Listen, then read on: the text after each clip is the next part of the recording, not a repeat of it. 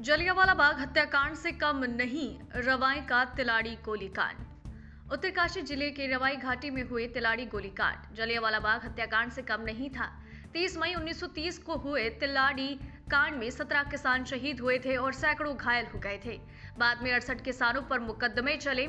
उन्हें 1 से 20 साल तक का कारावास की सजा दी गई, जहां देश 1947 को स्वतंत्र हो गया था। वहीं टिहरी रियासत का सम्मत शाही दमन चक्र 1949 तक जारी रहा। राजशाही के समय टिहरी रियासत की जनता करों के बोझ के नीचे दबी हुई थी। 1930 में राजा ने जंगलों में मुनार बंदी का काम शुरू करवाया। इससे किसानों की गायों ने चरान चुगान के स्थान तक छीन लिए गए थे। प्रार्थना करने पर जंगल के अधिकारियों ने उस समय कहा, गाय बच्चियों के लिए सरकार नुकसान नहीं उठाएगी, उन्हें पहाड़ी से नीचे गिरा दो। ये शब्द आम आदमी और किसानों को मंथने के लिए काफी थे। उन दिनों नरेंद्र नगर में गवर्नर हेली अस्पताल की नींव रखी जानी थी। रवाई जौनपुर के लोगों को भी हुकूमत के ठेकेदारों ने अपने मनोरंजन के लिए नंगे होकर तालाब में कूदने के हुक्म दिए।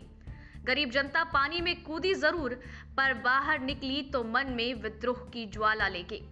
रवाई जौनपुर के किसान धीरे धीरे संगठित होने लगे। क्षेत्र की एक पंचायत बनाई गई। बैठक के लिए चांदी डोगरी तिलाड़ी स्थान नियत किए गए। 20 मई 1930 को आंदोलन के प्रमुख नेता दयाराम, रुद्र सिंह, राम प्रसाद और जमन सिंह आदि को गिरफ्तार कर मजिस्ट्रेट ने जंगलात अधिकारी डीएफओ पदम दत्त रतूड़ी के साथ टिहरी रवाना कर दिया।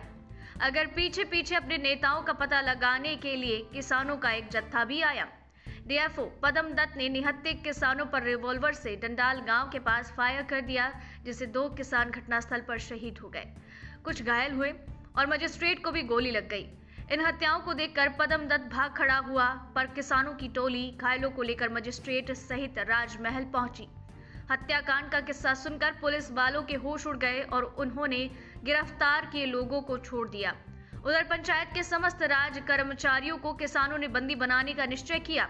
ऐसे हालात में कुछ कर्मचारी भागे और उन्होंने रवाई जौनपुर की घटनाओं को बड़ा चढ़ाकर चक्रधर जुयाल को सुनाया। दीवान जुयाल ने पदम दत्त की पीठ थपथपाई और फौज लेकर रवाई पर हमला करने को कहा। फौज आने की स्थिति पर विचार करने के लिए पंचायत की एक आम सभा तिलाड़ी मैदान में बुलाई। अगली सुबह फौज ने तिलाड़ी में मैदान को 3 तरफ से घेर लिया। दीवान चक्रधर जुयाल ने गोली चलाने का आदेश दे दिया। तीनों ओर से गोलियां चलते देख कुछ किसान पेड़ों पर चढ़ गए। कुछ किसान जान बचाने के लिए सामने बह रही यमुना नदी में कूद पड़े।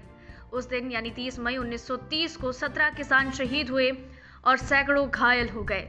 अगले दिन से सैनिकों ने गांव-गांव जाकर बाकी किसानों को तलाशना शुरू कर दिया और उन लोगों को टिहरी ले गए।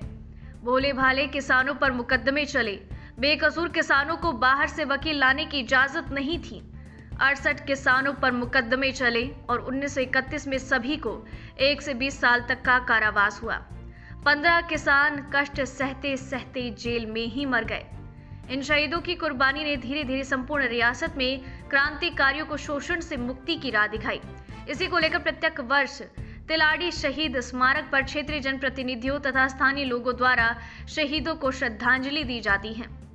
नवभारत समाचार, बड़कोट, उत्तरकाशी से शोभन सिंह असवाल की रिपोर्ट।